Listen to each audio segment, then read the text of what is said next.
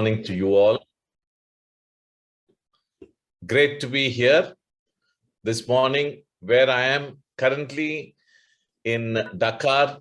It is 4 o'clock early in the morning. For many of you, it is 8:30, 9:30, 9:15. So time varies.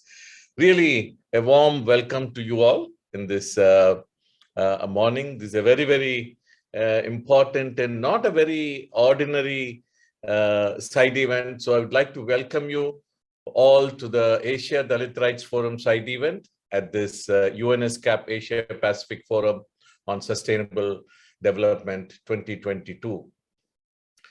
This side event, which is titled Building Forward, particularly focusing on communities affected by modern slavery in South Asia, is scheduled today.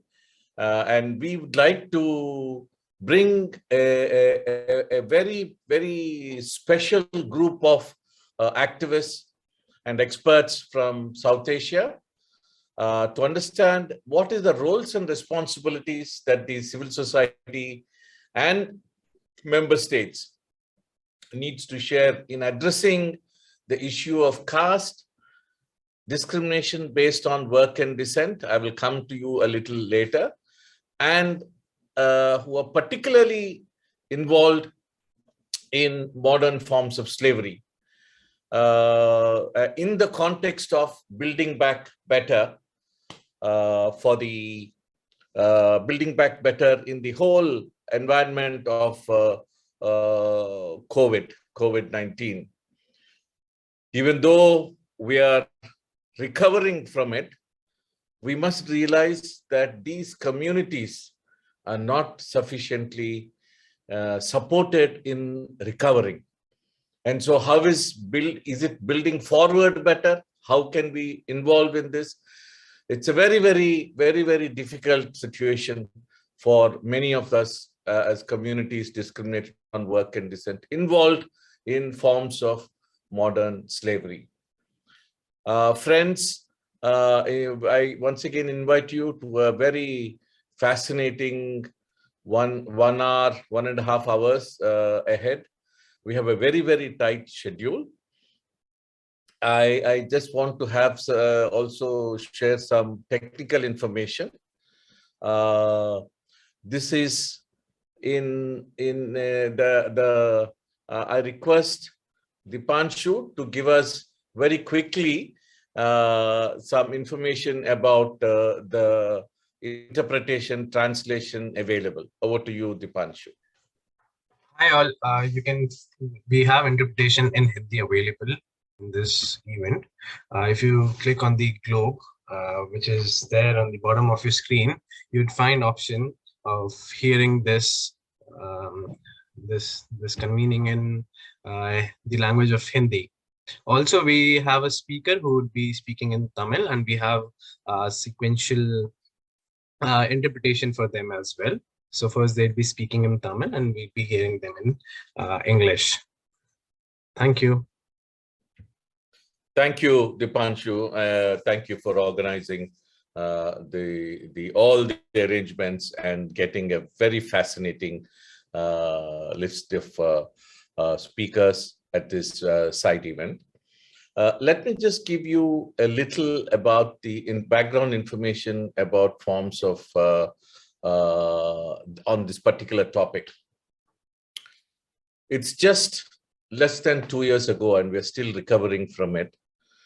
We saw a mass exodus of migrants and laborers and other marginalized communities during this pandemic. What did we see?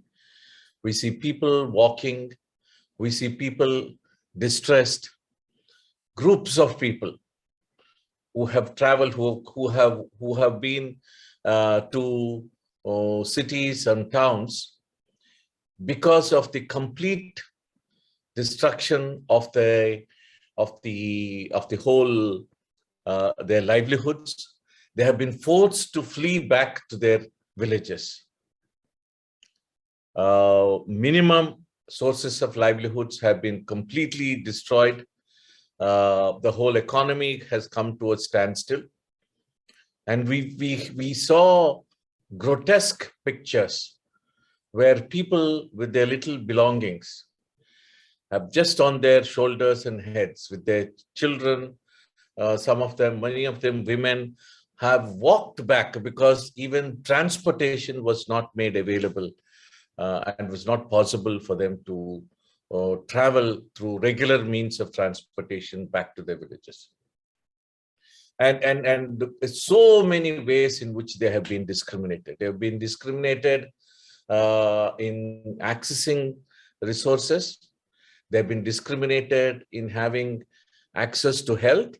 And on the other hand, we also saw many of us being forced to be the frontline workers during their aspect. But particularly, the situation of those who are involved in forms of traditional and modern slavery are still grotesque as we see these communities, especially in all countries that we are now talking about: Pakistan, Nepal, Bangladesh, India, and Sri Lanka in South Asia.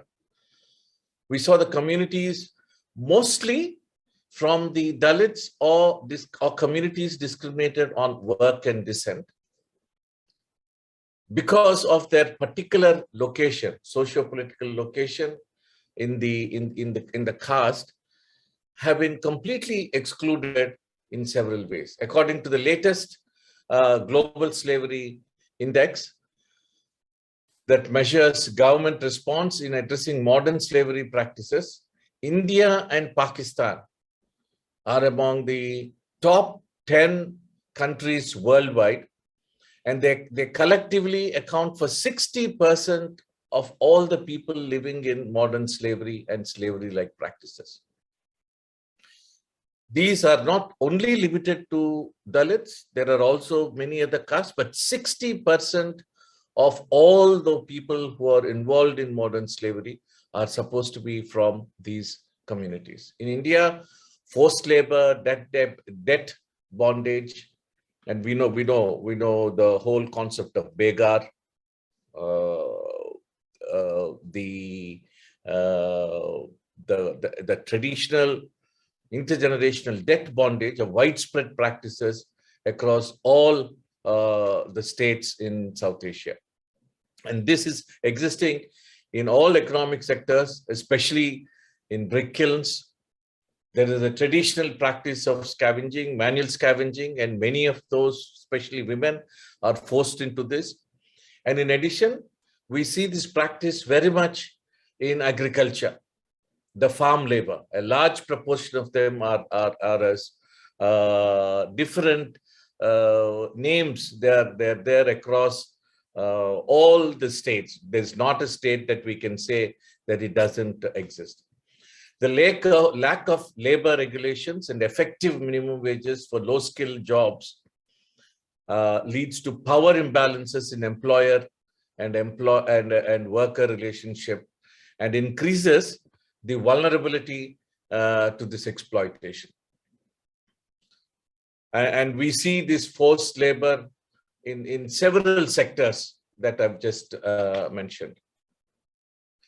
In addition to this, sexual slavery through ritualistic practices such as Devadasi, as you very well may have heard, Devadasi is a system that young Dalit girls and women are forced into forms that are dedicated, and they are supposed to be available, freely available for people from other dominant castes. The forced commercial sexual exploitation we have seen, they affect the Dalit communities. Bride trafficking and prevalent and affect the Dalit women and girls among the marginalized communities. Women are also subjected to witchcraft or forced into witchcraft in these areas in India. In Pakistan, among the modern slavery practices, bonded labor is most common form of predominantly exists in agriculture, brick kiln, fisheries, construction. Many times people have been taken and then brought into the cities and are exploited. Carpet industry is another. Domestic work is yet another area where these communities are very, very prevalent. The marginalized and excluded groups of Dalit Hindus, Dalit Christians, Muslim Sheikhs are most affected by this practice among those communities that are pushed into modern forms of slavery. And in particular, Dalit Christians who comprise a small portion of urban Pakistani population are forced or found to occupy 72 to 100% of menial jobs in urban areas in Pakistan, have you seen. Bride trafficking of Dalit Christian girls, Dalit Hindu girls and women for the purposes of commercial sexual exploitation or marriages is a phenomena that is being highlighted in these recent years. And we hear also of forced conversions through marriages and minor Dalit girls is a complex issue that yet another area that we see in Pakistan. And when you come to our neighboring country, Nepal, the traditional bonded and forced labor, including child labor, is present in different caste systems. Dalits are involved in Haruwa, Charuwa, debt bondage, and forced labor systems, which are very prevalent in agriculture, especially in the eastern Terai region in Nepal, bordering India. According to the Human Rights Index of the Office of the High Commissioner for Refugees, there are 15 concerns observed around the issues of modern slavery, child labor, and trafficking in Nepal. For several years, it's been brought out. And in Bangladesh, human trafficking is forming a new form of slave trade in which women and children are forced into prostitution. They're forced to work in quarries. This is another area which is also common in almost all these countries, including India and Pakistan, and now in Bangladesh. And a very specifically a distinct area, and many of us have heard, sweatshops of these garment industries which are producing for several brands across the world. We see there's a kind of a modern slavery form of occupation among the communities involved, work and descent in these sweatshops. The persistent caste-based discrimination increases their vulnerability to modern slavery. It is not that COVID has caused this. What is very particular is that the existing form of vulnerability is sitting on top, and then when COVID has come, it has caused complete distress and devastation of these communities, and their entire economy, we see, has been falling apart.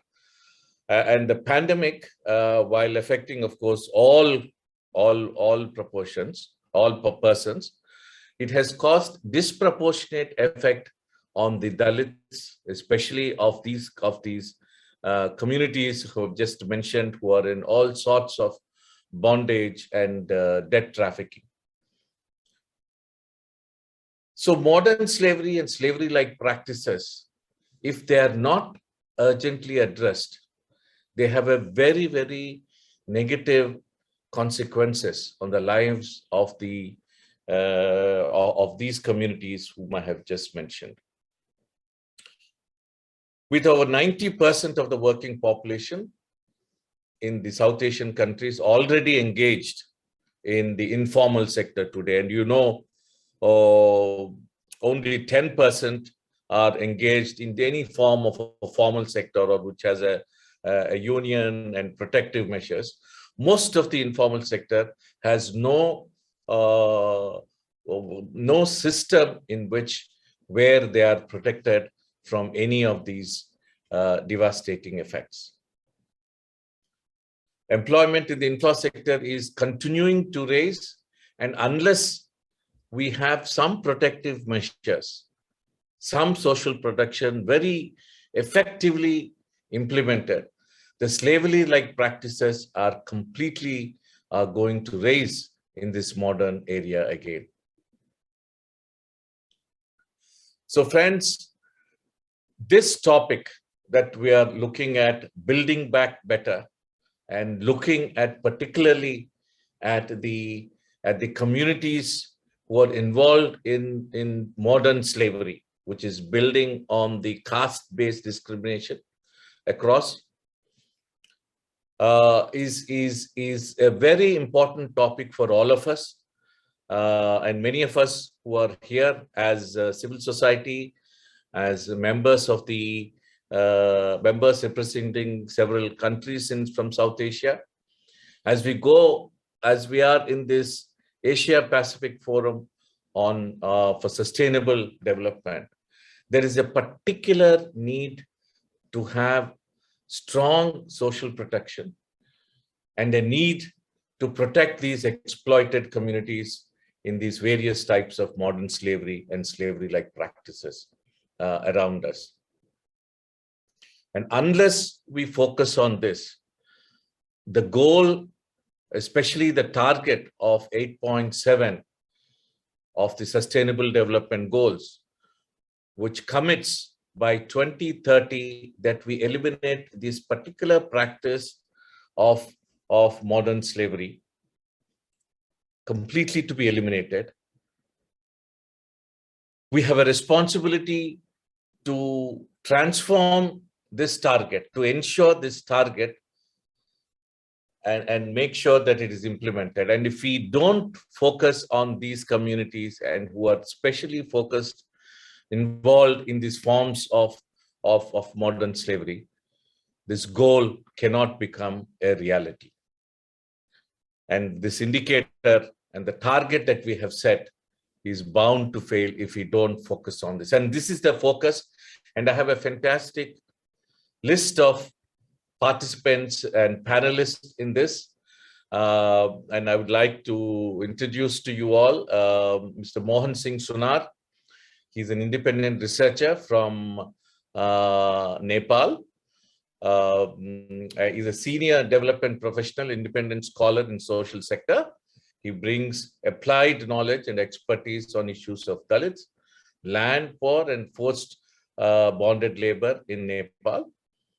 He has over 2 decades of extensive experience involved in this work.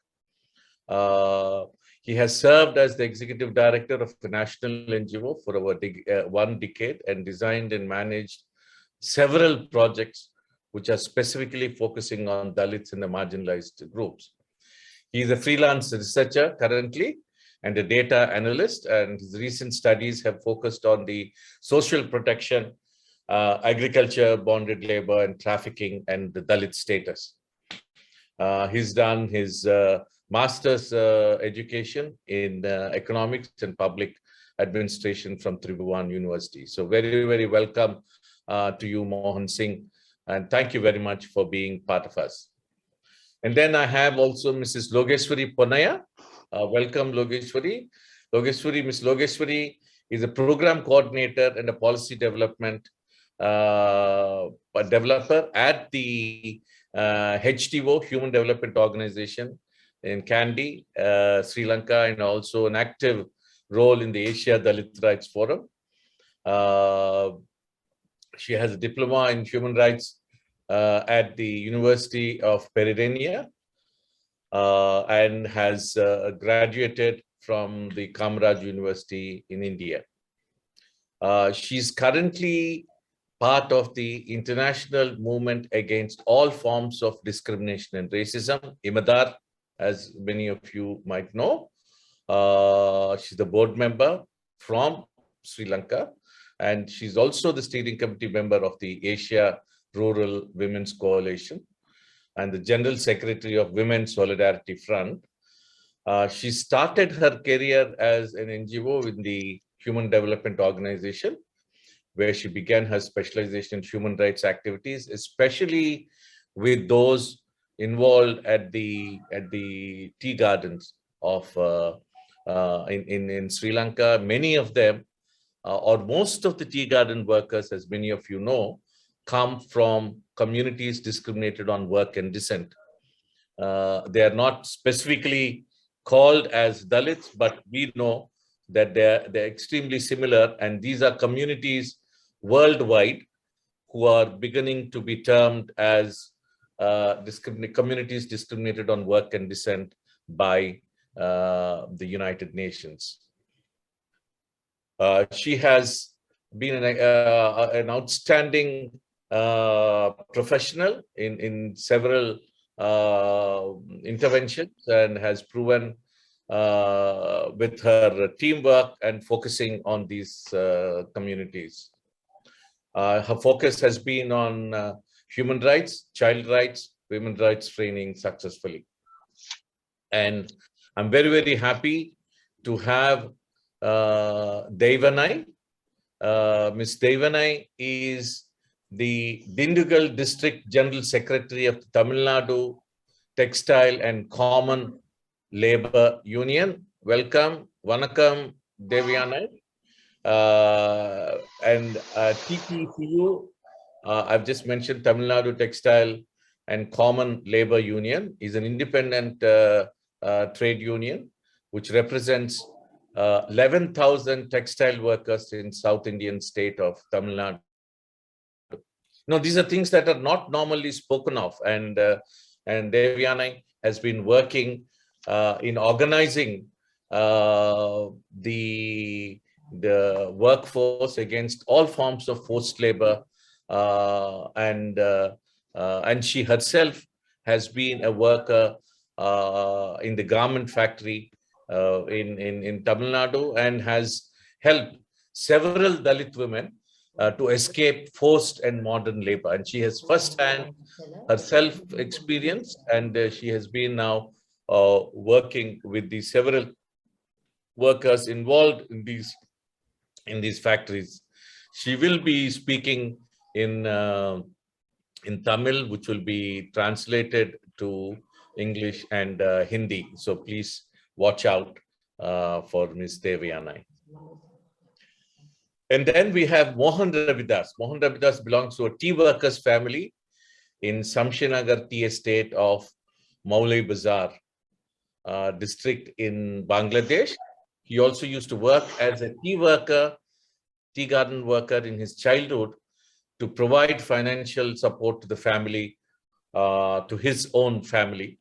Despite a lot of barriers and these social barriers and adversaries he has encountered in his life, he continued his education. He pursued, got into Dhaka University, completed his graduation in public administration, and he became involved in the Bangladesh Dalit and Excluded Rights Movement as a member, and later on he has transformed himself into a Dalit human rights defender. He has completed his form of exposure in an organization, Nagarik Udyog, and he's currently working on empowering those left behind in minority communities to effectively participate in the development process of Bangladesh, which is part of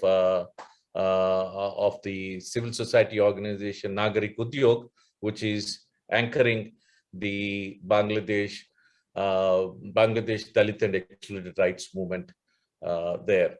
He has a contribution advocating education quota for Dalit in the public universities. As you know, the quota system exists for the Dalits, but it is not sufficiently fulfilled. So let me not take any more time. I think I've taken quite a bit of time, but I will get back and invite you all to this fascinating side event that we have.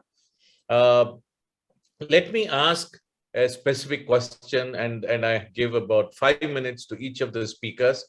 So the first question is the same for all. So I will be asking Mr. Mohan Singh Sonar, then I would welcome the other speakers to respond to the same question. Mohan, welcome to this side event, and we're really looking forward. What is your experience in addressing this specific form of modern slavery, especially with communities discriminated on work and descent, and you call them Dalits in Nepal? How has your experience in eliminating the form of modern slavery in Nepal? Over to you. Thank you so much for this opportunity. I am little in a hurry to move to another meeting. Therefore, I will not be able to stay for whole workshop. First of all, I would like to inform you. You have already mentioned I have worked around 2 decades in the development sector, and I have served particularly for Dalit issue over 1 decade. And I am involved in research and evidence generation. And currently, I am involved in developing a strategy, joint strategy for the social movement of the agriculture bonded labor, particularly Harawa Charawa, Halia, and Kamaya. Harawa Charawa and Halia both are both groups belongs to Dalit community in Nepal. More than 90% Harawa Charawa, Halia, and about 100% the Harawa Charawa belong to Dalit community in Nepal. And I am contributing to develop their strategy for the social movement, for their particularly demanding for their proper rehabilitation. Halia in Nepal, as per the constitution of the country and Bonded Labor Prohibition Act 2002, the bonded labor is outlawed. But in practice, it still exists. Freed Halia, and they have been already identified, and their rehabilitation process already started, and government claims they have been rehabilitated. It has completed the rehabilitation work. But in fact, all the Halias have not been rehabilitated yet, and there is a big issue of the missing Halia who have not been identified during the rehabilitation process, and the missing Halias are in very trouble, and they have again returned to the masters to work as a bonded labor. And this is a major issue in rehabilitation process of freed Halia. And there is also the issue in rehabilitation. There was not proper package for the livelihood. Therefore, their rehabilitation has not been so effective. Therefore, the proper rehabilitation package for their sustainable livelihood, it is a issue, and therefore there is a strong need to intervene for the rehabilitation policy, proper rehabilitation policy of the free Halia. In another side, in the eastern Tarai, there is Harawa Charawa. The constitution identified the Harawa Charawa and addressed in the constitution state policies, but they have not been identified, and even they have not declared as a freed. Therefore, their identification and rehabilitation process has not been started yet. Recently, government has started to identify them, but their rehabilitation is to go long. Therefore, there is a very need of very comprehensive policy and laws for the rehabilitation of the Harwa Charwa issue in Tarai. Therefore, we are working to design the proper advocacy strategy of those groups and how to influence at different level of governance. Because in recently in Nepal, after 2015, we are practicing federal governance. 3 tiers. There are 3 tiers of governance, and local government, province government, and federal government. And previously they have to deal with the federal government. Now they have to deal with the local government and province government and federal government. Therefore, they have to be engaged in at 3 levels. Therefore, I am contributing to design their strategy, their joint strategy, in fact. Therefore, they will do their advocacy based on that strategy. And I have also particularly, I was involved in designing the rehabilitation for the advocacy of Halia. I jointly worked with Bhakta sir when I was working with him and together in an organization, and I was involved in designing the advocacy and their rehabilitation package, and for their skill development and other issues. And that was my major contribution for those groups. And recently, I am contributing to, by developing evidences for those groups, and what are the issues and critical issues of the Dalits that makes them vulnerable to the slavery, modern slavery. If there is a time, I would like to add one small case which I just captured in my recent field visit in a bordering district in Nepal. It is in Chiton. It is border to India. And I visited one Dalit family, one Dalit father. He was 45 years, and he has 6 daughters and 1 son. His first wife died after giving a son after 6 girls, and his 3 daughters already been trafficked, we can say, or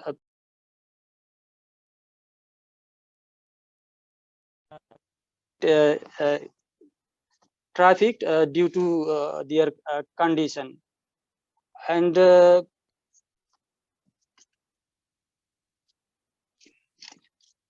they are now in a very terrible situation, and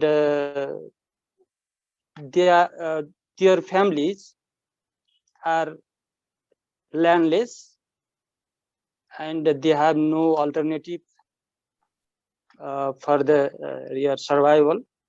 They are a daily wage worker, and all the girls, including the small child, the girls have not gone enroll into schools. But already 3 girls have been internally trafficked, and 2 girls, they got married before 18, and 2 the first and the second girls have already a child, and the first girl was married by her own, but the second girl was she got children without her consent from a stranger. These are the very contexts we can see what are the vulnerability, that is landlessness, the lack of education, and the other awareness issue make them vulnerable to the modern slavery. Particularly in recent years, the commercial sexual exploitation is increasing among Dalits, and they are internally trafficking, even internally trafficking in the adult entertainment sector. This is a very burning issue in recent years, though they have been traditionally exploited as a agriculture bonded labor. I have already mentioned about the Haruba Charwa and the Halia. And there is also the sanitation workers issue as well in Nepal. In last 3 months ago, I visited one sanitation worker in a district, and he mentioned that he was working in a hotel, and he was not getting his salary on timely basis, and the salary was not fixed, but he was not able to speak out about his exploitation, and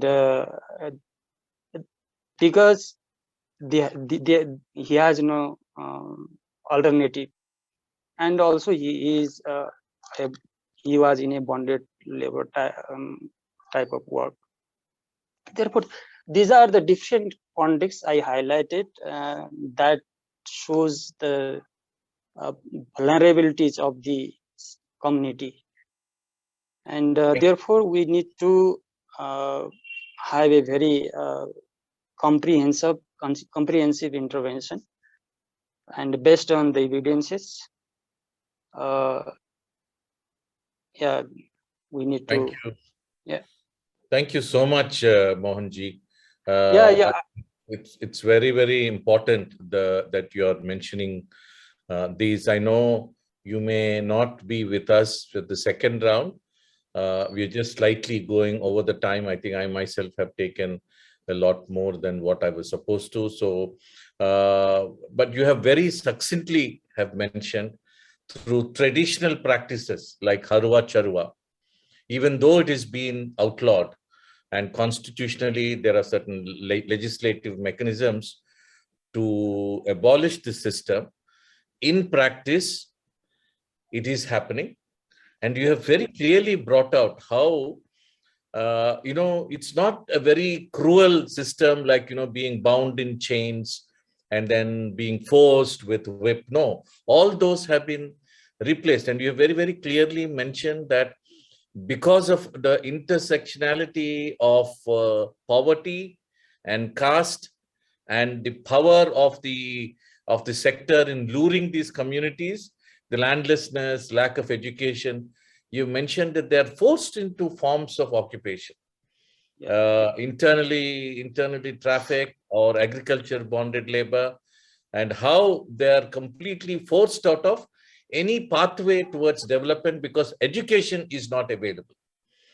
Thank you very much. I think I'll come back to you if time permits us as to how we need your specific recommendations, and some of the recommendations you've already mentioned, which is identifying these communities, very clearly identifying these communities, and 3 levels of administration: the local, provincial, and the federal. And unless, I think this is a very important point for the member states, that unless we integrate and we facilitate the several development concerns that have been done at the local level, at the provincial level, and at the federal level, these communities are absolutely going to escape the development net, and therefore there will be no way out for their slave-like practices. In this modern day world, when we're talking about moving to high forms of artificial intelligence, education, the way of living, we still have a very archaic form of slave-like situation for these vulnerable communities. Thank you very much, Mohanji. I'll come back to you if you think, but thank you for making this time. Yes, thank you. I could not be so organized because I was in a hurry. But though I tried to you've put done together well. all the things once, and I had to join another meeting because I had That's to okay. present That's on a okay. social protection issue research. Thank you so much, Thank you. all of you. Thank you. Yes, Thank yes, thank you. you. Welcome. I would like to welcome now Ms. Logeshwari Ponnaya, as I've already introduced her. Logeshwari, the same question to you. That we are looking at. I think we need to. Yeah, thank you. We need.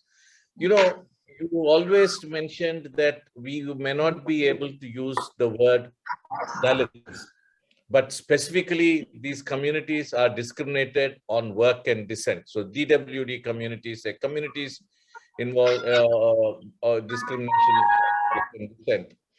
And these, the same question I would like to come back to you. What are your experiences? And also share a little bit of what are the specific recommendations that you would have for them, because I do not know whether we'll be having time to come for the second round. You have 5 minutes, definitely another 3 more minutes because we're running a little short of time. Over to you, Ms. Logeshwari. Yeah, good morning to everyone. You know, the Sri Lankan situation now, I think you all have heard about.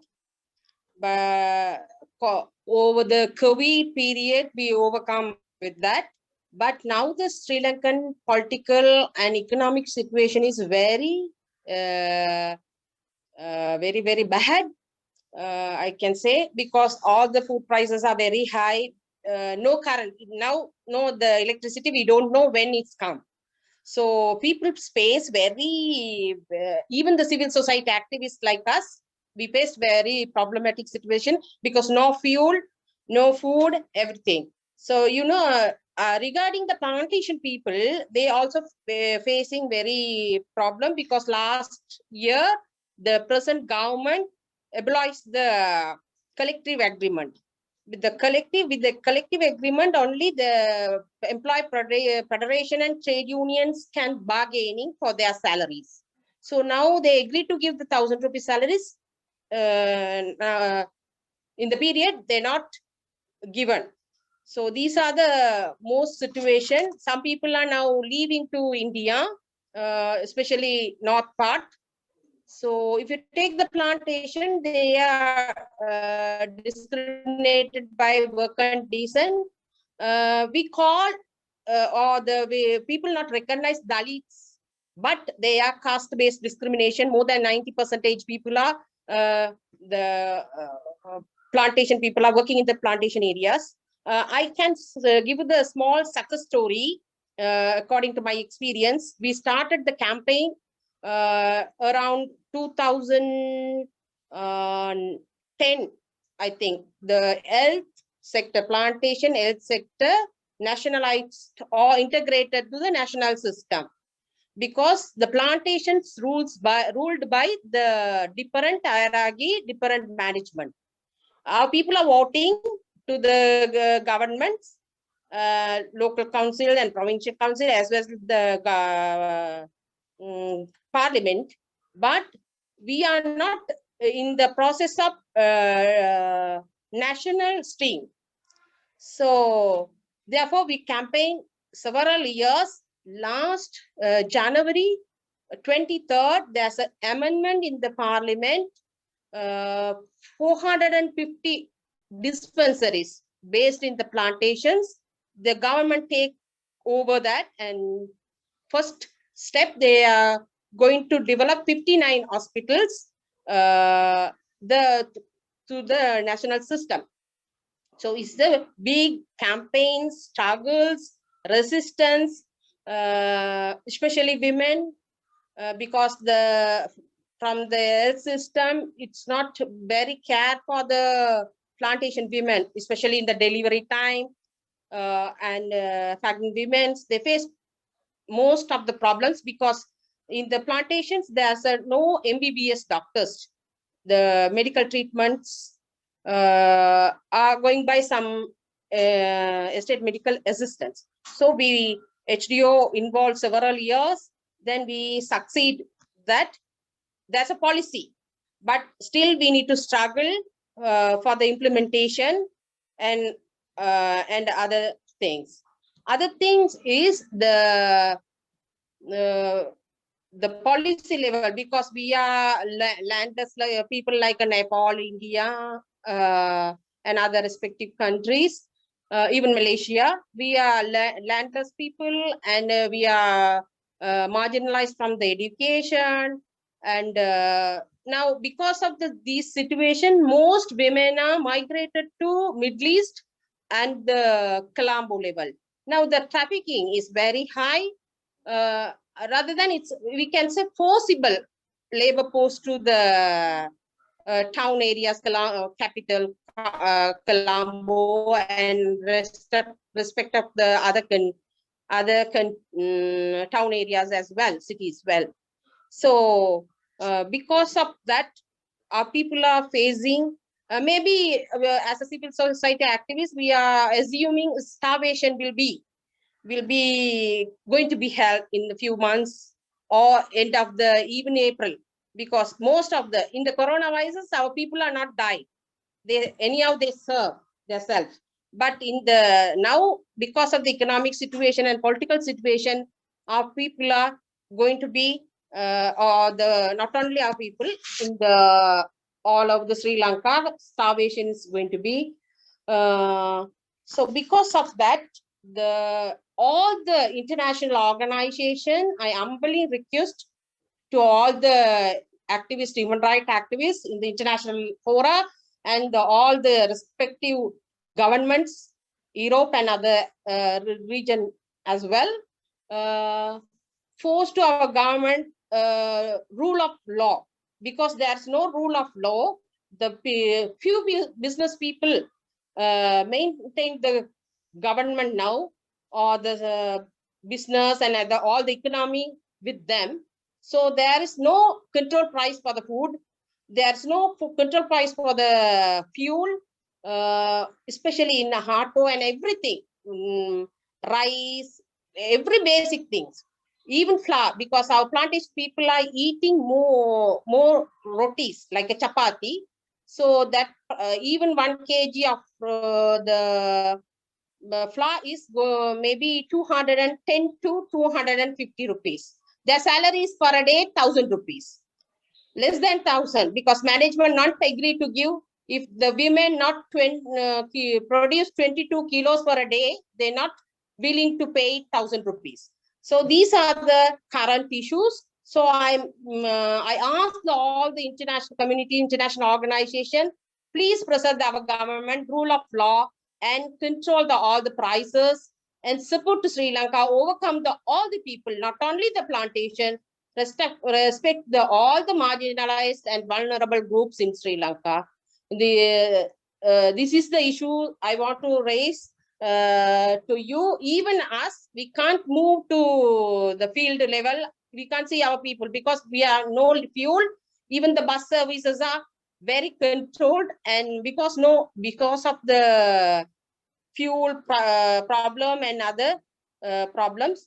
So these are the issues now we are struggling to overcome. Thank you. Thank you. Thank you. Thank you so much, Ms. Logeshwari.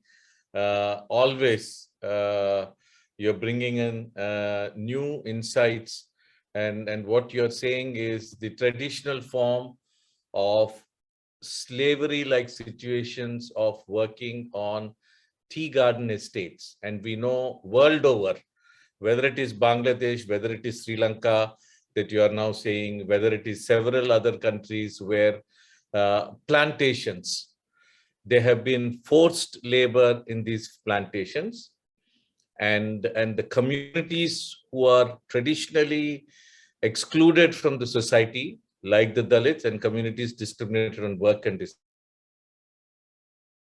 vulnerable and distressing situations in terms of even accessing common facilities. You're saying electricity, you're saying the whole food and the prices are very high, is increasing. So any internal distress in the country, additional economic distress in the country, is going to unduly affect the communities discriminated on work and descent. And you have very clearly shown how the tea garden workers have been excluded, and you're asking for clear protective mechanisms in this. Thank you very much.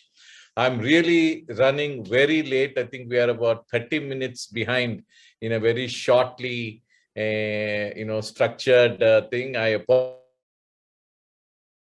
we'll be able to make up. So we now turn to Bangladesh, and I've already introduced Mr. Mohan Rabidas from Bangladesh. Same question to you, Mr. Mohan. If you can look at what have been the experiences in addressing slavery, and what kind of, I would also like you to mix, what are the laws, policies should the state focus on to eliminate modern slavery in Bangladesh? Can you mix these both? You have 5 minutes, but kindly take a minute or two more so that we can also get some responses from the floor. Over to you, Mr. Mohan. Thank you, Paul Divakarji. Am I audible? Yes, perfect. Okay, thank you. Because network is here, as I am in tea garden areas, the network is getting slow. And first of all, I'd like to thank you, Paul Divakarji, for inviting me on that important and very significant forum to speak. And also like to thank dear audience, they are here today. And I like to thanks especially Mr. Zakir Hussain, our Zakir sir, who giving me opportunity to be here. And right now he is working in Bangladesh for the leads and expert rights. And I also like to thank him. And I will request you to only possible then turn on your videos, because if I didn't see anyone in my front, and I feel nervousness, and if not possible, then okay. First of all, I like to request you. I'm going to share some exciting information on the lead people of Bangladesh, and from my discussion, you will be able to know about the real situation of Dalit people in terms of caste-based discrimination, DWT, and in broader sense, modern slavery. And I divided my lecture in two parts. In one part, I like to discuss about tea workers, their caste-based discrimination situation, DWT, and modern slavery, and then the greater Dalit people of Bangladesh. So in tea garden, people, most of tea garden people are Dalit. 80% people are Dalit here, and I am also a tea from a tea worker family, and also I work in tea garden, and we are also Dalit here. And in tea garden, we know that all people of tea garden are migrated from India 200 years ago. But I am not like to use this word migrated or migration. They are the result of human trafficking. Before 200 years ago, British forced them to come here, and they use the tool. They use the tool human trafficking to take away them right Bangladesh, in Bangladesh. And at that time, these tea worker people are totally unknown. Where are they are going, what they have to do. And when they become a sufferer of human trafficking, and they are thrown back in this tea garden areas, and they have to cut down the hills and plant trees and make them made this today's tea garden. We are in picture, we see the garden scenario, the garden, but we didn't see what life and what modern slavery, caste-based discrimination, DWD are existing in tea garden. In terms of caste-based discrimination, you may see there are 80 different Dalit communities in tea garden areas also, and they have to face caste-based discrimination within their community and within the state also. In tea garden, when they work in tea garden in hills, they have to suffer in terms of being untouchable, or when they take their lunch and in that time other tea workers who are upper class are not participate in their lunch, and also they discriminate the other tea worker who are untouchable, who are in lower class, the lead people. And we are also seeing that recently government and other mainstream people are also treating age very differently, and the tea workers in larger community in mainstream community are called coolie. In public, 1 week ago, in a public exam of Bangladesh, they use the word coolie to mention to treat the tea worker, and we become very much shocked. Right now we are called as coolie. It is very much disappointed of what. In other words, you may say that Paul Dibakor in her welcome speech, he mentioned bonded and forced labor to explain modern slavery. Yes, bonded and forced labor is one of the widespread forms of modern slavery. And what is the condition of bonded and forced labor in tea garden area? And I like to also inform you that in tea garden, all forms of modern slavery are existing here. Bonded and forced labor forms are widespread in tea garden. All tea workers are in a bonded situation, are forced to work. In tea garden, you also know that here are a law named Black Law. According to this Black Law, if any tea worker do not work in tea garden, he or she have to be evicted from tea garden. And in tea garden, this 1.5 million tea workers are getting only 120 taka per day, working from morning to evening. And you may say that why they are working with this little payment, with this low wages, but they have no any another way. They have no any alternative occupation, alternative way to work or to survive themselves. If they do not work in tea garden, they cannot live in tea garden. Because of Black Law, they have to be evicted from, they have to lose their house, lose their livelihood from tea garden. Such kind of bonded and forced labor are introduced, are in function in tea garden also. Because of that, these tea workers are in a vulnerable situation and are living only 102 taka. Can you guess in only 102 taka, 120 taka, how they can live here? Another thing is here we have no any land rights. Yet we have no land rights, so we must have to be forced and bonded here.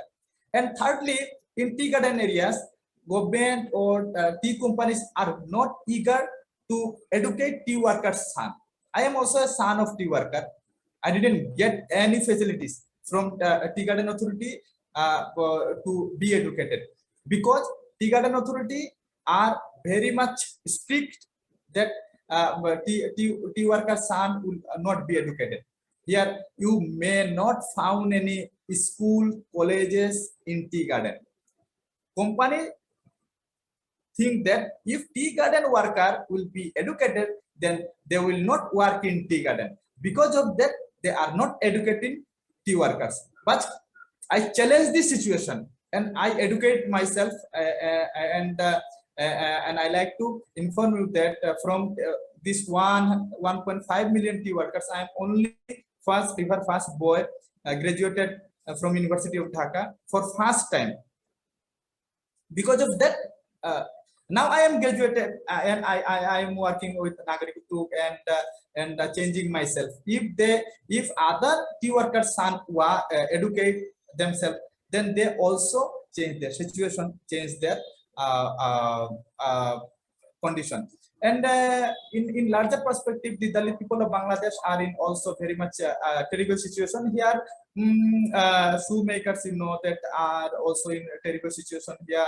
Also, the other Dalit people who are involved in cleaning occupation, and they are also in very vulnerable situation here. Bangladesh Dalit and Excluded Rights Movement and Nagarik Udduk, our Honorable Zakir Sir, also working for the rights of Dalit people, tea workers, people largely. And he also, Paul Dibakarji also mentioned that what is civil society and what kind of measures should be taken. In Bangladesh, it is very much difficult. You know that government already formed draft law called Anti-Discrimination Law in 2014, but even right now, these laws are not being passed, and we are very shocked that government draft a law, but they have not taken any initiative to. We hearing several times these laws are going to be passed in parliament, but there is no any activities. And we may introduce anti-slavery act also, and in civil society, in development sector, and we also include this modern slavery terms as a tagline in our office, in our field level working places. We can use stop slavery, end slavery. Government, we can push some message to government. You should stop. First of all, government should recognize this slavery. The 1.5 million tea workers and more than 1 million Dalit workers of Bangladesh are in modern slavery situation, are in the are suffering for slavery, but government and other government mechanism are not recognizing themselves as a slaver. First of all, we have to all civil society and all rights advocate should work to force government that first of all you should recognize us that we are a result of slavery, modern slavery, and then should take necessary step to eliminate this slavery. Thank you hearing me. Thank you all. Thank you, Paul Divakarji. Thank you so much, Mohan Rabidas Bhai, for an exciting and very, very painful situation of communities discriminated on work and descent, especially Dalits from Bangalore. And you know, it's a shocking that a black law is still persistent. And you know, when we are talking about Bangladesh being a democratic country, and on the one hand, you still have black laws and perpetuating slavery-like situation, and ensuring, you know, there's a draft. I also have been there when you were drafting along with Nagarik Udyog, Zakir Bhai, and the Bangladesh Dalit and Excluded Minorities have drafted this anti-discrimination law, I think at least 6 years ago. And you're still, I hope, this is a very strong recommendation that you are saying that, you know, which is necessary for the state to adopt this anti-discrimination law so that black laws like that can be repealed and in fact implemented. This thing is not just to pass the law, but implemented to see that it addresses communities like Dalits, especially in tea gardens. And friends, we have seen how you're forced into occupations like tea garden, and then there is a law which says that if you are not as a tea garden, then you're completely out of this. You're evicted. You don't have access to land, don't have access to education. And these are the situations that we have to fight against. And in one sense, many of us, including Mohan Das here, the Rabidas here, who are saying that how can you achieve 8.7 target of eliminating all forms of discrimination, all forms of modern slavery, when you still have countries who are not willing to adopt and implement these. So thank you very much for coming up with the recommendations. Friends, we are now, please, I think there will be translation. Organizers, I'm sorry that I have run out of time. You know, it's already 10:40 as per the Indian time, and it is 11:20 as per 11:20 as per Bangladesh time. We have exceeded the time. Can I continue, or how would you like to? Of course, we will have Devanai, Miss Devanai now speaking to us. But can you just give me a hint of the time that we can have? Dipanshuji. We can go on till 11. 11, some more. So we will then, should we then have some quick, can I request the organizers there to collect chat, the questions that are in the chat, and then we put forward back to the panelists. I now invite Ms. Devanai. I do not know, I'm sorry, Ms. Devanai, whether I'm pronouncing your name correct. You are from Tamil Nadu and first-hand information experience with the trade unions. What is the experience and what actions do you recommend to the private sector to eliminate modern slavery? Over to you, Devanai. எல்லாருக்கும் வணக்கம். என் பேர் தெய்வானை, என்னை தேவான்னு சொல்லுவாங்க. நான் டிடிசியில் திண்டுக்கல் மாவட்ட பொது செயலராக work பண்ணிட்டு இருக்கேன். என்னால் இந்த முக்கியமான ஒரு பெரிய தளத்துல டெக்ஸ்டைல்ஸ்ல தலித் பெண் தொழிலாளிகள் வேலை செய்யற அவங்களுடைய பிரச்சனைகளை உங்களோட பேசுறதுக்கு ஷேர் பண்றதுக்கும் தேங்க்யூ ஸோ மச். என்னுடைய ஏஜ் 25. நானும் ஒரு தலித் பெண் தொழிலாளி தான். நான் ஸ்பின்னிங் மில்லையும் வேலை பார்த்துருக்கேன். கிட்டத்தட்ட 3 years தான். ஒரு நாளைக்கு 11 மணி நேரமும் வாரத்துல 6 நாளும் குடும்ப வறுமை காரணமா தான் நான் வேலை பார்த்துட்டு இருக்கேன். என்னோட வேலையில நான் எனக்கு தெரிஞ்ச எக்ஸ்பீரியன்ஸை உங்ககிட்ட பகிர்ந்து கொள்ள விரும்புறேன். உலகம் பூரா உள்ள மக்கள் அன்றாட உடுத்துற துணிகள் எல்லாமே என்னை போல ஒரு பெண் உற்பத்தி செய்யறது தான். நாங்க குளிர்காலத்துல போடுற ஸ்வெட்டர்ல இருந்து வெயில் காலத்துல தேவையான உடைகள் அந்தந்த சீசனுக்கு ஏற்ற துணிகளை செய்யறதுக்கும் இன்னைக்கு உலக லெவல்ல பிராண்ட் ஃபேஷன் பிராண்ட்கள் நியூயார்க், லண்டன் இது போல மிகப்பெரிய அளவுல பிசினஸ் பண்ணிட்டு இருக்காங்க. விளையாட்டு வீரர்கள் கூட போடுற பல துணிகள் எங்களோட வெறும் கைகளால உற்பத்தி செய்யறதுதான்.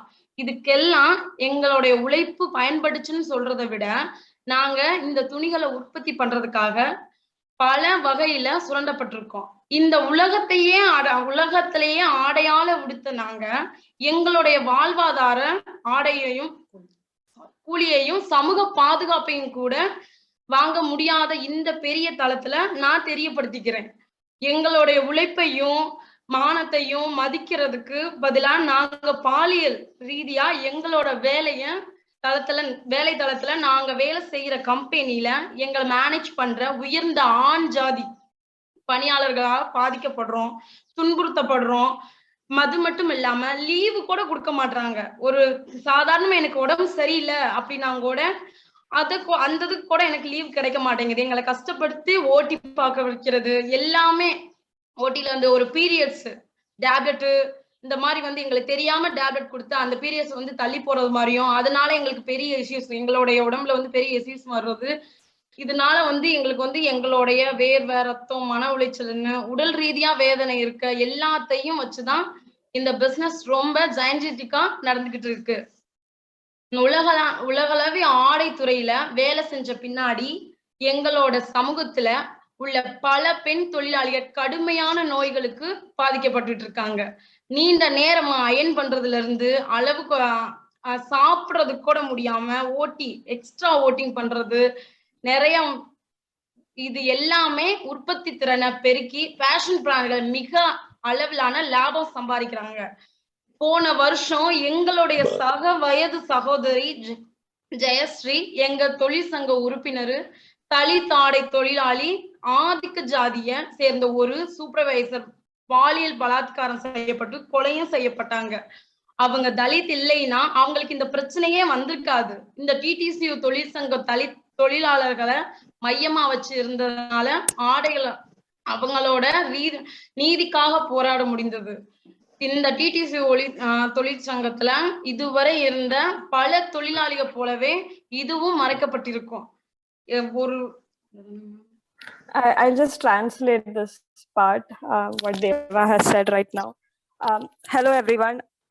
I'm Deva, the District General Secretary of TTCU. I'm a 25-year-old garment worker from the Dalit community in Tamil Nadu, India. I'm really grateful to be given this opportunity to speak in this really important platform about the issues of Dalit women workers in the garment and textile industry. I've been working for more than 3 years in the textile industry, both as a garment worker and as a spinning mill worker, laboring more than 11 hours, 6 days every week just to earn enough to feed my children. We Dalit women workers produce the clothes that people around the world wear every single day. We make the sweaters worn by you during winter, the shirts that you wear in summer, and the dresses you wear in spring. The clothes sold in the fashion streets of New York and London and the clothes worn by sports stars are all clothes made with our bare hands. Our labor is used, or rather exploited, to produce these clothes. Though we make the world's clothing, we are not paid a living wage nor ensured social security. Instead of treating our labor with respect and dignity, we are sexually harassed in factory floors by dominant caste managers and prevented from taking leave even when we are sick with fever and pain. The global garment industry came to our shores with the promise of women empowerment. However, it today runs on the blood and sweat of women, particularly poor Dalit and migrant women.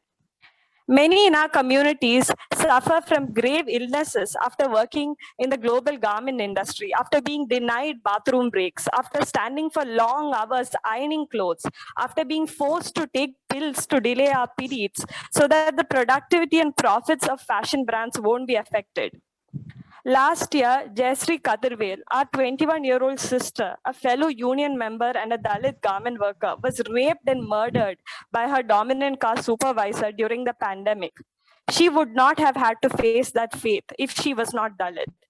We could fight for her justice only since this union, which represents Dalit women workers, was there. Otherwise, this case too would have remained hidden, just like the unfortunate deaths of many of our sisters. தேவா, நீங்க continue பண்ணிக்கோங்க.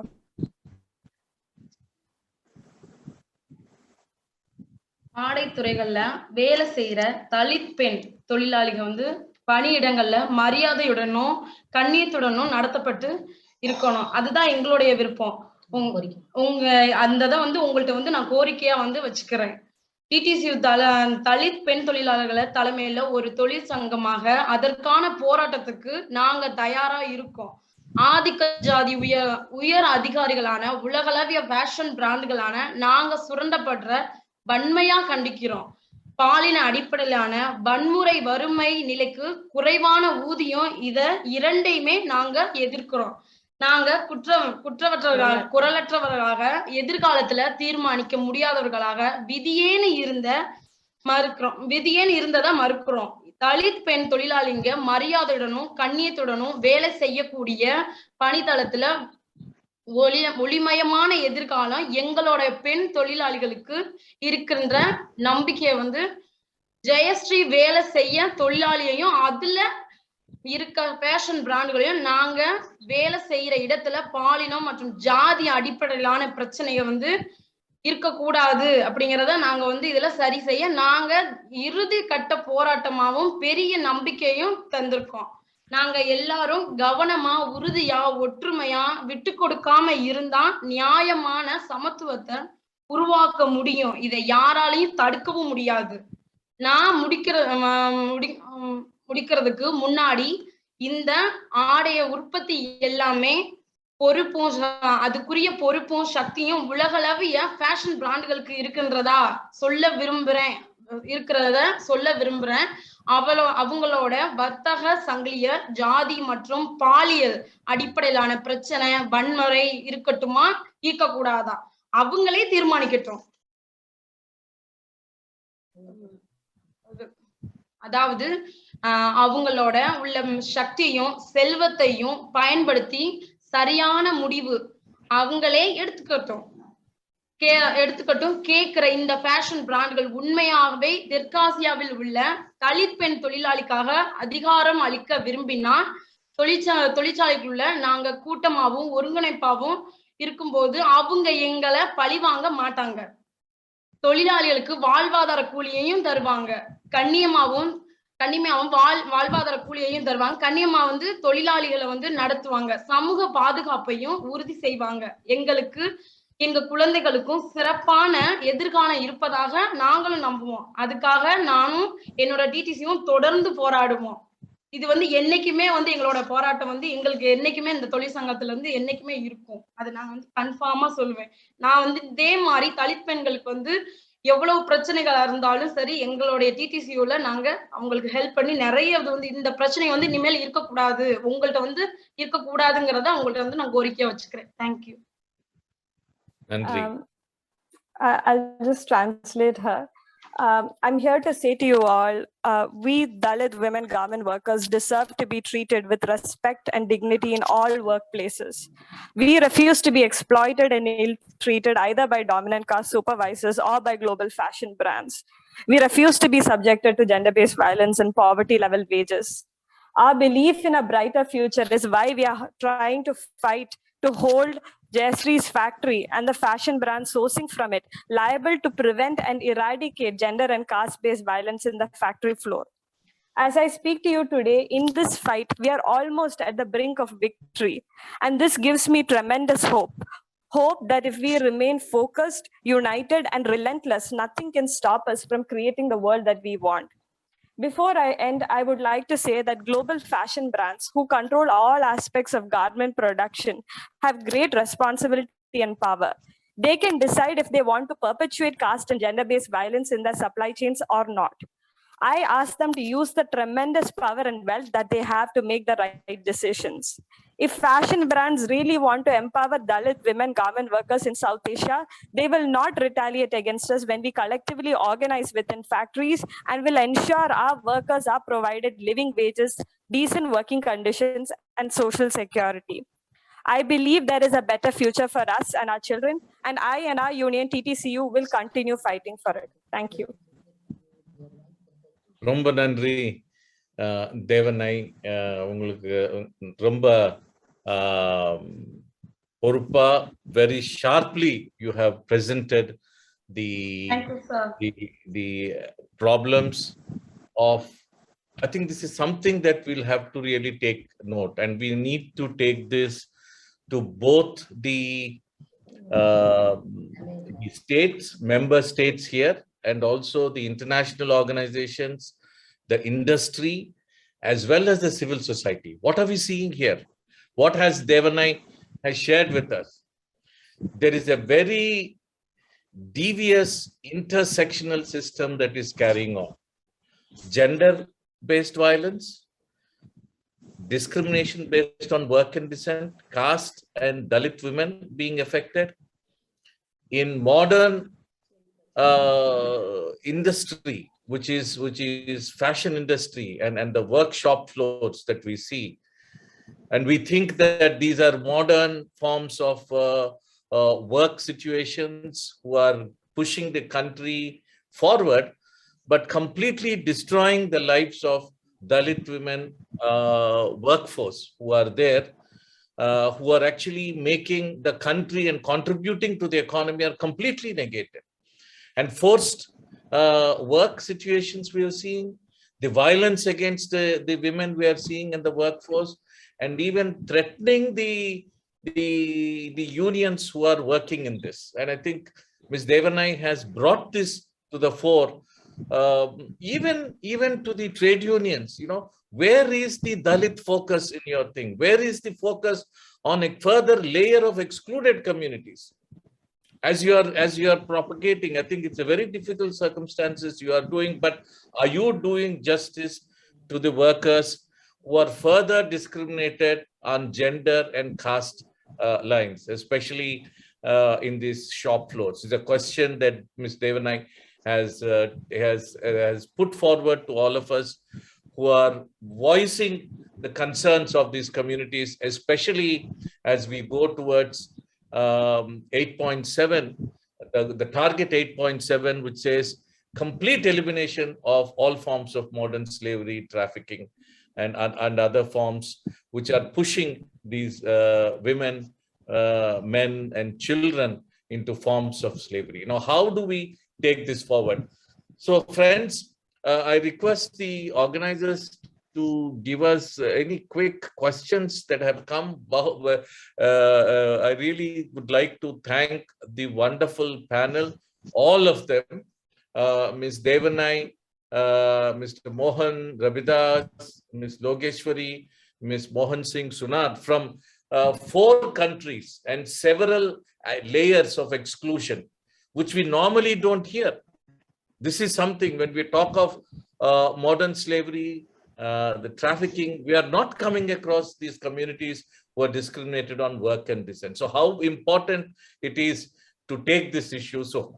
So may I request the organizers to help in collating? Can we take 1 or 2 questions from the floor before we end this wonderful side event that has challenged whole practices of elimination of bonded labor and modern forms of slavery in this Asia Pacific Forum on Sustainable Development?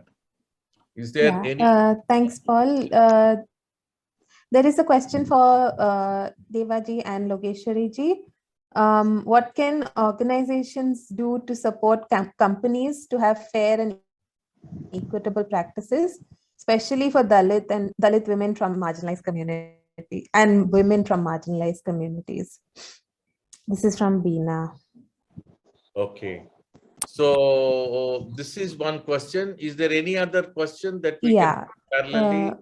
One more question Yes. is, what is the attitude of state governments with regard to textile industry workers' exploitation, specifically for Devaji, but if other panelists can also give their context, that would be good.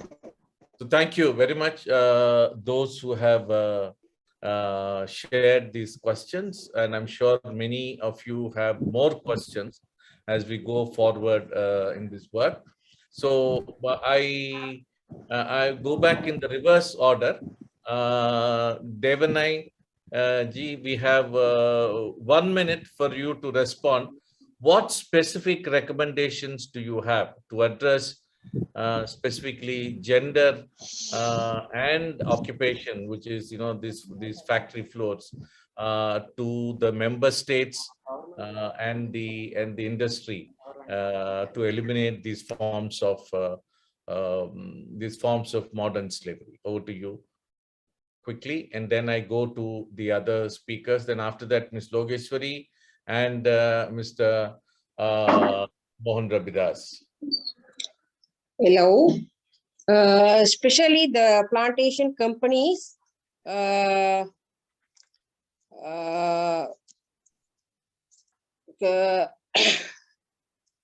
to livelihood.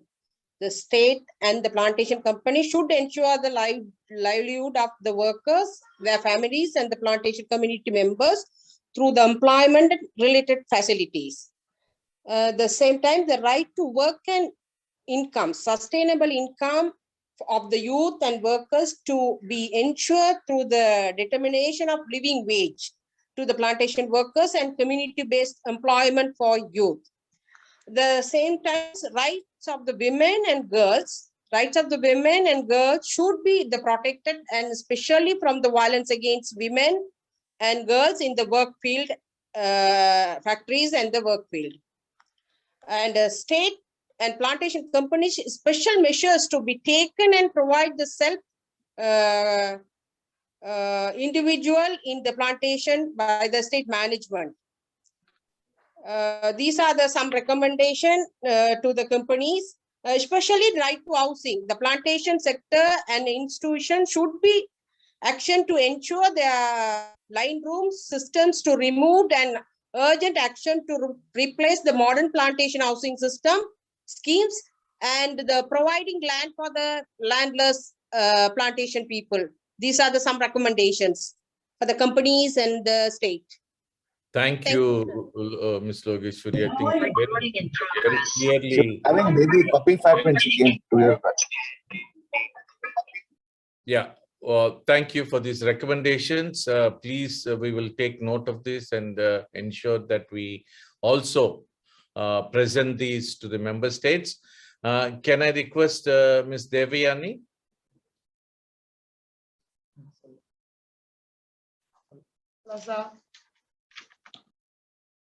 Government கம்பெனில வந்து கவர்மெண்ட்ல வந்து ஏதாவது issues வந்து இப்படி இருக்கு அப்படின்னு சொல்லி நியூஸ் இந்த கம்பெனில வந்து கவர்மெண்ட் கம்பெனில வந்து ஏதாவது ப்ராப்ளம் இருக்கு அப்படின்னு சொல்லி நியூஸ்லயோ இந்த மாதிரி தொழில் சங்கத்திலயோ வந்து தெரிஞ்சிருச்சு அப்படின்னா அவங்க சாதாரணமா விசிட்க்கு வர்றோம் அப்படிங்கிற ஒரு ஏதோ ஒரு அதுக்காண்டி வர்றோம் அப்படின்னு சொல்லி வருவாங்க, விசிட்க்கு வருவாங்க.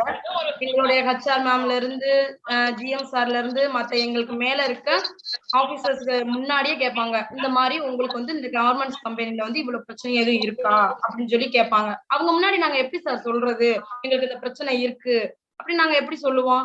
அதை நாங்க சொல்லிட்டு மறுபடியும் வந்து அது வந்து எங்களுக்கு பிரச்சனை தான் வரும். அதனால கவர்மெண்ட் அப்படின்னா அது சுத்த வேஸ்ட். எங்களுக்கு கவர்மெண்ட்டை பொறுத்த வரைக்கும் கவர் மட்டும்தான் இம்பார்ட்டன்ட். எங்களுடைய ப்ராப்ளம்ஸ் பூரா கேட்கிற மாதிரி கேட்டுட்டு நாங்க வந்துட்டோம், வந்து இங்க வந்து இந்த கம்பெனில வந்து பார்த்தா வச்சோம், எந்த ஒரு ப்ராப்ளமும் இல்ல அப்படின்னு சொல்லிட்டு அவங்க பேசாம நியூஸ்ல போட்டு போயிருவாங்க. அந்த நியூஸ் மட்டும் கிளியரா வரும். எங்களுக்கு வந்து இந்த பிரச்சனை வருதுன்னு சொல்லி அதை வந்து தெரியப்படுத்தாம அப்படியே முடிய மறைச்சிட்டு அவங்க ஃபேமிலிக்கு வந்து கவர் கரெக்டா வாங்கிட்டு போய்கிட்டே இருப்பாங்க.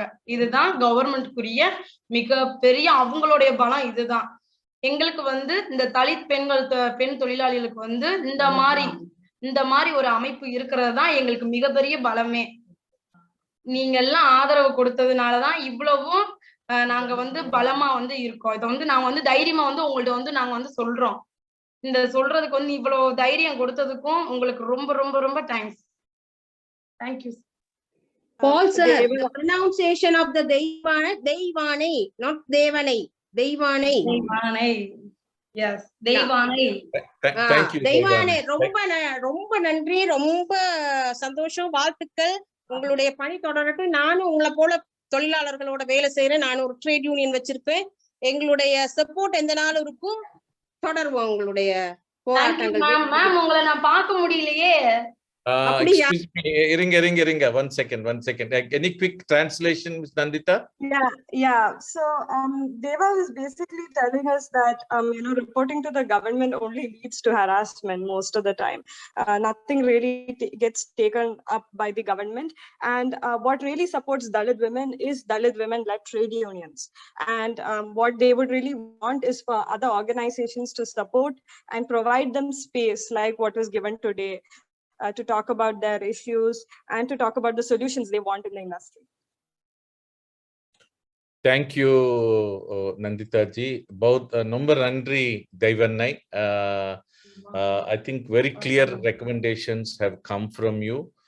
There is a collusion by the government, the state officials with the industry, and you want this to be addressed, and also to strengthen the trade unions among the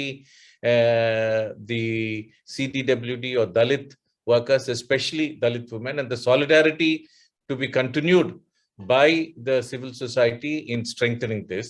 And I think these are very clear recommendations both to the civil society as well as to the member states. And of course, also you said earlier, fashion brands, all of us who are buying this and who are promoting these brands, we must know, are they free of dirty practices, employment practices, which are continuing modern slavery among its own workers? I think whenever a brand is held, which is indicted of these practices, we need to ensure that they be told, if necessary, to see that they exert pressure on these companies to see that they have free and fair practices of employment. Thank you very much.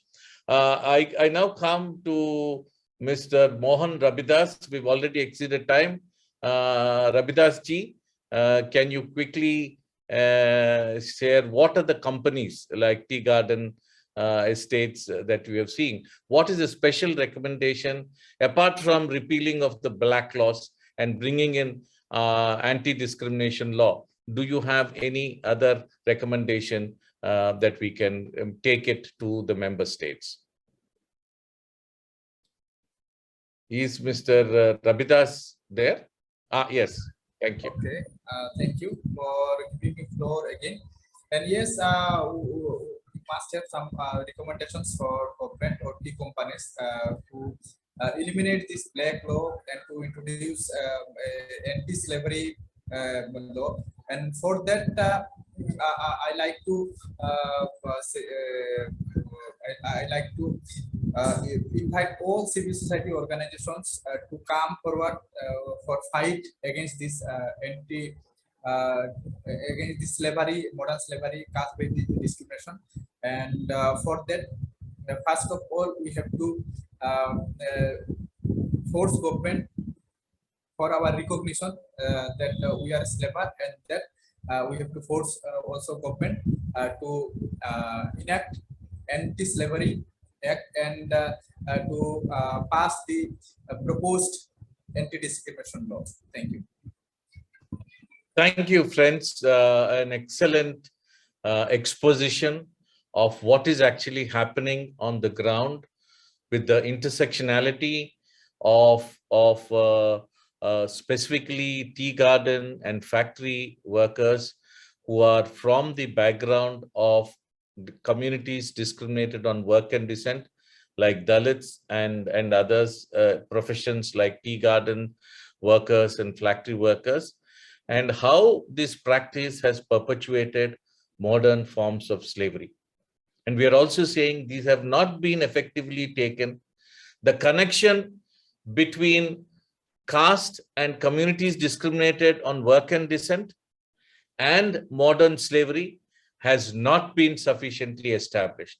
It is there, but people are very conveniently not acknowledging that this is a form of traditional form which is reinvented itself in these areas. And therefore, a very strong recommendation that has coming is, one, recognize these. And there are some black laws in these countries. There are laws which are not being implemented, bonded labor law and other laws which are, and you need to bring in anti-discrimination law. And any of the, whether it is tea, whether it is garments, whether it is other products that are coming out of this modern slavery, the brands have to take special care to see how they can rid the industry and make zero discrimination among its workers and practices and violence against these members. I think these are the very clear recommendations that this panelists, with the participation of all those who have come at this time, your questions. And one of the recommendations I have seen is, can we have disaggregated data? It is invisible. We are not, the trade unions are not sufficiently talking about the link between the caste and how this has to be addressed. If it is made invisible, how can we ever address this system? And we have seen that more than 60% of those who are employed in these practices are from the communities discriminated on work and descent, like Dalits and other tea garden workers that we have seen in Sri Lanka. So friends, thank you very much. I'm sorry we have exceeded the time, but the powerful presentations from the panelists and their recommendations is too important for us to cut their time in order to keep it.